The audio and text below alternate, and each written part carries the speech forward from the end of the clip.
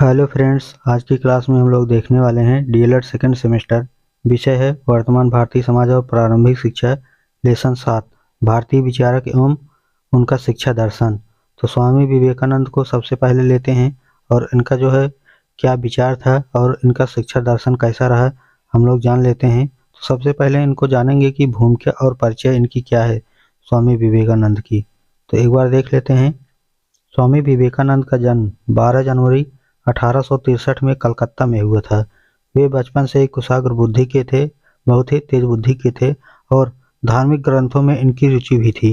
वे जो है रामकृष्ण परमहंस से प्रभावित हुए और उनके विचारों को फैलाने के लिए रामकृष्ण मिशन की स्थापना भी इन्होंने ही की थी। और शिक्षा का अर्थ क्या है एक बार जान लेते हैं कि जो स्वामी विवेकानंद है उन्होंने शिक्षा का क्या अर्थ बताया है। स्वामी विवेकानंद के अनुसार शिक्षा वह है जिससे आत्मनिर्भरता और चरित्र निर्माण हो। वे ज्ञान को केवल किताबों तक सीमित नहीं मानते थे, बल्कि जीवन के अनुभव से सीखने को ही सच्ची शिक्षा कहते थे। और आइए उद्देश्य देख लेते हैं कि शिक्षा का क्या उद्देश्य था।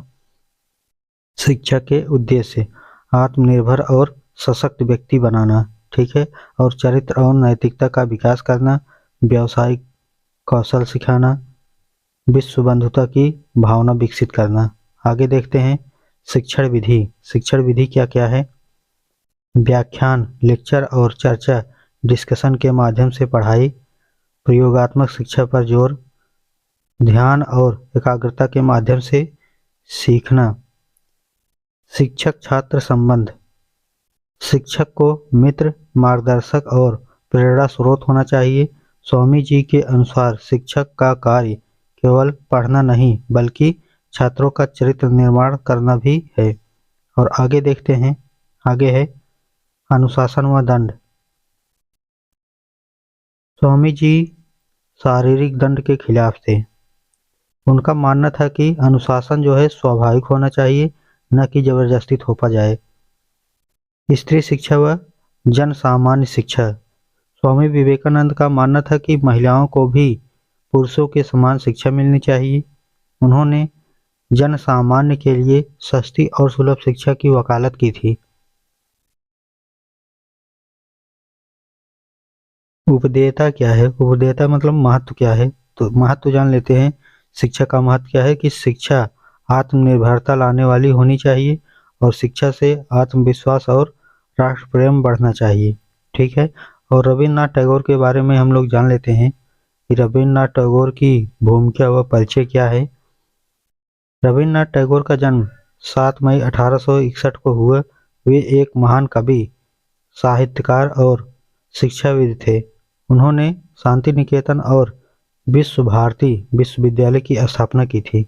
और शिक्षा का अर्थ क्या है इनके अनुसार, तो इनके अनुसार जो है शिक्षा का मतलब केवल ज्ञान अर्जित करना नहीं बल्कि प्रकृति से सीखना, स्वतंत्र सोच विकसित करना। और आगे देखें शिक्षा का उद्देश्य क्या है, तो इनके अनुसार शिक्षा का उद्देश्य है बालक का सर्वांगीण विकास, स्वतंत्रता और रचनात्मकता को बढ़ावा देना, सांस्कृतिक और नैतिक मूल्यों का विकास। शिक्षण विधि प्रकृति के बीच शिक्षा देना, कला, संगीत और नाटक को शिक्षा में शामिल करना, अनुभव आधारित शिक्षा देना, ठीक। और आगे देखें शिक्षक छात्र संबंध। टैगोर गुरु शिष्य परंपरा के समर्थक थे। वे मानते थे कि शिक्षक और छात्र के बीच आत्मीयता होनी चाहिए। और अनुशासन व दंड, वे शारीरिक दंड के विरोधी थे। उनका मानना था कि अनुशासन बालक की शिक्षा से होनी चाहिए। और आगे देखेंगे स्त्री शिक्षा व जन सामान्य शिक्षा। तो रविन्द्रनाथ टैगोर ने महिलाओं की शिक्षा पर जोर दिया। वे मानते थे कि मातृभाषा में शिक्षा होनी चाहिए और गरीबों के लिए मुफ्त शिक्षा होनी चाहिए। उपदेयता महत्व, टैगोर की शिक्षा प्रणाली आज भी उपयोगी है क्योंकि इनमें रचनात्मकता और स्वतंत्र चिंतन को बढ़ावा दिया गया है। शांति निकेतन आज भी शिक्षा का एक अनूठा केंद्र है। और आगे देखें तो गिजू भाई बधेका को भी हम एक बार देख लेते हैं गिजू भाई के बारे में। तो भूमिका व परिचय है। गिजुभाई बधेका का जन्म 5 अक्टूबर 1885 को सौराष्ट्र में हुआ था। वे बच्चों की शिक्षा के लिए क्षेत्र में महत्वपूर्ण योगदान देने वाले शिक्षाविद थे। और शिक्षा का अर्थ क्या है? ठीक है, गिजुभाई बधेका के अनुसार शिक्षा का क्या अर्थ है, तो उनके अनुसार शिक्षा बच्चे के प्राकृतिक विकास की प्रक्रिया है। शिक्षा बालक केंद्रित होनी चाहिए, न कि शिक्षक केंद्रित होनी चाहिए। ठीक है, अगर बालक कह रहा है पढ़ने के लिए तो वह उनको पढ़ाइए, अगर मना कर रहा है तो मत पढ़ाइए। तो उनके अनुसार ही आपको चलना है शिक्षक को। ठीक है, तो यह गिजुभाई बताते हैं शिक्षा के उद्देश्य: बच्चों के मानसिक, शारीरिक और नैतिक विकास पर जोर देना, शिक्षा को रुचिकर और आनंददायक बनाना, बालकों को स्वशिक्षण की आदत डालना, शिक्षण विधि खेल और गतिविधियों के माध्यम से शिक्षा देना, और आगे है अनुभव और प्रयोगों के माध्यम से सीखना, कहानी कहने की विधि अपनाना, और आगे है शिक्षक छात्र संबंध: शिक्षक को बच्चों का मार्गदर्शक और मित्र होना चाहिए। अनुशासन व दंड: गिजुभाई अनुशासन के पक्षधर थे, लेकिन दंड के विरोधी थे। वे मानते थे कि बच्चों को प्रेरणा देकर अनुशासित किया जा सकता है। और अगला है स्त्री शिक्षा व जन सामान्य शिक्षा। तो इनके बारे में देखते हैं कि गिजुभाई क्या बताते हैं। उन्होंने महिलाओं और गरीबों के लिए शिक्षा का समर्थन किया। उनका मानना था कि शिक्षा सभी के लिए सुलभ होनी चाहिए। और उपदेयता, जिसका अर्थ होता है महत्व। ठीक है, उपदेयता को महत्व भी कह सकते हैं। गिजुभाई का शिक्षा दर्शन आज भी बच्चों की प्रारंभिक शिक्षा में महत्वपूर्ण स्थान रखता है। रविन्द्रनाथ टैगोर के बारे में जानते हैं। भूमिका व परिचय: रविन्द्रनाथ टैगोर का जन्म 7 मई 1861 को हुआ। वे एक महान कवि, साहित्यकार और शिक्षाविद थे। उन्होंने शांति निकेतन और विश्व भारती विश्वविद्यालय की स्थापना की। आगे देखेंगे शिक्षा का अर्थ क्या होता है। तो शिक्षा का अर्थ में दोस्तों, इनके अनुसार शिक्षा का मतलब केवल ज्ञान अर्जित करना नहीं, बल्कि प्राकृतिक से शिक्षा और स्वतंत्र सोच विकसित करना है। शिक्षा का उद्देश्य बालक का सर्वांगीण विकास, स्वतंत्रता और रचनात्मकता को बढ़ावा देना, सांस्कृतिक और नैतिक मूल्यों का विकास करना। शिक्षण विधि क्या क्या है? प्रकृति के बीच शिक्षा देना, और कला, संगीत और नाटक को शिक्षा में शामिल करना, अनुभव आधारित शिक्षा देना। आगे है शिक्षक छात्र संबंध। टैगोर गुरु शिष्य परंपरा के समर्थक थे। वे मानते थे कि शिक्षक और छात्र के बीच आत्मीयता होनी चाहिए। अनुशासन व दंड: वे शारीरिक दंड के विरोधी थे। उनका मानना था कि अनुशासन बालक की शिक्षा से होनी चाहिए। स्त्री शिक्षा व जन सामान्य शिक्षा: टैगोर ने महिलाओं की शिक्षा पर जोर दिया। वे मानते थे कि मातृभाषा में शिक्षा होनी चाहिए और गरीबों के लिए मुफ्त शिक्षा होनी चाहिए। आगे है महात्मा गांधी। महात्मा गांधी के बारे में जान लेते हैं, जीवन और शिक्षा क्या है। महात्मा गांधी एक महान शिक्षाविद और राष्ट्रपति थे। उनका मानना था कि भारतीय शिक्षा प्रणाली में विदेशी संस्कृति का प्रभाव था और भारतीय संस्कृति को नकारा गया था। उनका उद्देश्य शिक्षा में सामाजिक और शारीरिक विकास को शामिल करना था। और आगे देखें अगर जीवनी क्या है। ठीक है, महात्मा गांधी की जीवनी। तो महात्मा गांधी का जन्म 2 अक्टूबर 1869 को पोरबंदर में हुआ था। ठीक है, गुजरात में। और इंग्लैंड में कानून की पढ़ाई के बाद वे दक्षिण अफ्रीका गए और भारतीयों के अधिकारों के लिए संघर्ष किए। 1914 में भारत लौटकर उन्होंने स्वतंत्रता संग्राम में भाग लिए। 30 जनवरी 1948 को उनका निधन हो गया। ठीक है, 30 जनवरी 1948 को इनका निधन हो गया। और इन्होंने रचनाएं भी की थी, तो रचना देख लेते हैं। हिंद स्वराज, नीति धर्म, बेसिक शिक्षा, नई शिक्षा की ओर, और मेरी आत्मकथा की वेदना, और हिंदू धर्म, शांति, युद्ध में अहिंसा। इन्होंने महत्वपूर्ण तथ्य भी बताए हैं। तो तथ्य को जान लेते हैं कि 1914 में टालस्टॉय आश्रम की स्थापना की थी। 1915 में साबरमती आश्रम की स्थापना की, और 1930 में नमक सत्याग्रह किया, और 1919 में सत्याग्रही पत्रिका का संपादन शुरू किए। ठीक है, यंग इंडिया, हरिजन, भूदान यज्ञ और उनके संपादित पत्र थे। ठीक है, शिक्षा का अर्थ जान लेते हैं। गांधी जी के अनुसार शिक्षा का अर्थ है कि बालक और मानव शरीर, मस्तिष्क और आत्मा के सर्वोच्चतम गुणों का समग्र रूप से विकास करना है। और आगे देखें तो वे शिक्षा को मानव के आध्यात्मिक, बौद्धिक और शारीरिक विकास के रूप में देखते थे। और शिक्षा के उद्देश्य क्या क्या थे? तो शिक्षा के उद्देश्य है, गांधी जी के अनुसार शिक्षा का उद्देश्य आत्मनिर्भरता होना है। ठीक है, आप आत्मनिर्भर बनिए।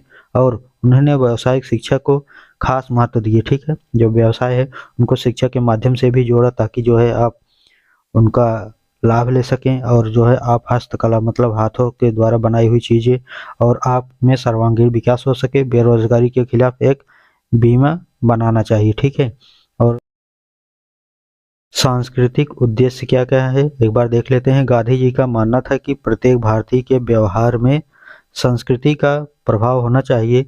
वे शिक्षा को संस्कृति से जोड़ने वाले एक महत्वपूर्ण साधन मानते थे। चारित्रिक विकास क्या क्या है? गांधी जी के अनुसार समस्त ज्ञान का उद्देश्य चरित्र निर्माण होना चाहिए।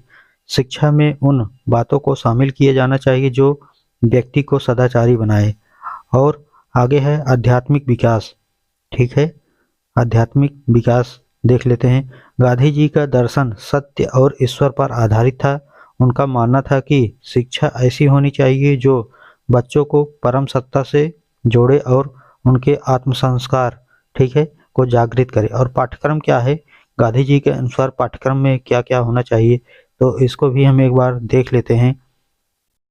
गांधी जी का प्रस्तावित पाठ्यक्रम बच्चों के सर्वांगीण विकास के लिए था।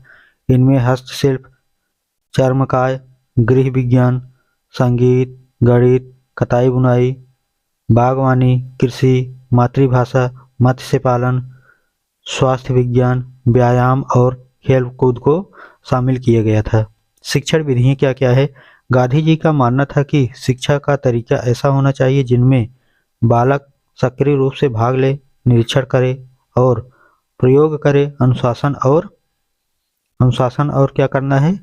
स्वास्थ्य, ठीक है, स्वस्थ करे और फिर से उसे अपने व्यवहार और आत्मसात कर लें। वे बच्चों पर पुस्तकीय बोझ नहीं डालना चाहते थे। ठीक है, जो बच्चे हैं उनको ज़्यादा से ज़्यादा पुस्तक न ढूंढना पड़े। ठीक है, इतना पर्याप्त हो कि कम में कम जो है ज़्यादा से ज़्यादा शिक्षा मिल सके। ठीक, और अनुशासन की बात करें गांधी जी के अनुसार, तो गांधी जी दमनात्मक अनुशासन के बजाय प्रभावात्मक अनुशासन के पक्षधर थे। उनका मानना था कि उच्चतम आचरण से बच्चे में सही आदतों का विकास होता है। शिक्षक क्या है? तो शिक्षक के बारे में एक बार देख लेते हैं। तो गांधी जी ने शिक्षकों से यह अपेक्षा की थी कि वे विद्वान, सदाचारी और अपने विषय में प्रवीण हो।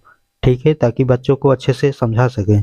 उन्हें बच्चों के मार्गदर्शन में मानवीय दृष्टिकोण से काम करना चाहिए। और छात्र को क्या करना है गांधी जी के अनुसार?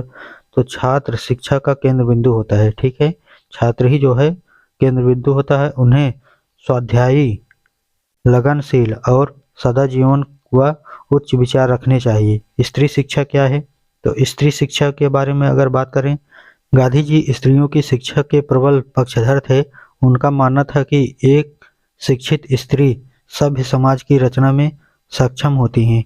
जन शिक्षा क्या है? गांधी जी ने गरीबी से जूझ रहे भारतीय जनों के लिए प्रौढ़ शिक्षा की व्यवस्था की सिफारिश की थी। और धार्मिक शिक्षा क्या है? तो धार्मिक शिक्षा में देखें तो गांधी जी का जीवन धर्म से प्रेरित था। उनका मानना था कि धर्म के बिना जीवन अस्तित्वहीन है, लेकिन वे सांप्रदायिकता के खिलाफ थे और चाहते थे कि शिक्षा में सभी धर्मों का सामान्य सिद्धांतों को स्थान मिले। और सह शिक्षा क्या है? गांधी जी सह शिक्षा के पक्षधर थे।